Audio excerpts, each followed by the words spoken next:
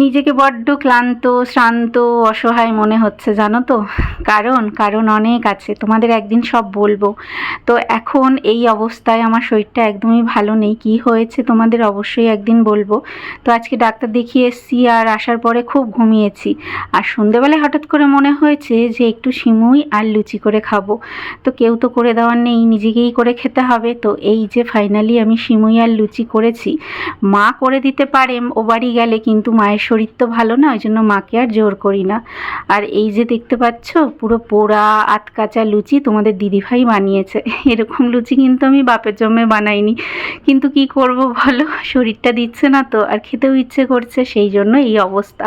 আর প্রেশারটা হাই হয়ে যাওয়াতে প্রচণ্ড আমি ঘামছি, আর দাঁড়াতে পারছি না, কষ্ট হচ্ছে, আর কথা বলতে গেলে বড্ড হাঁপ লাগছে। তো যাই হোক, যেমনই হোক, পোড়া হোক আতকাচা হোক, খেতে তো হবে বলো, বানিয়েছি যখন স্বাদ করে, চলো খেয়েই নিই। কিন্তু সিমুইটা কিন্তু খুব ভালো হয়েছিল।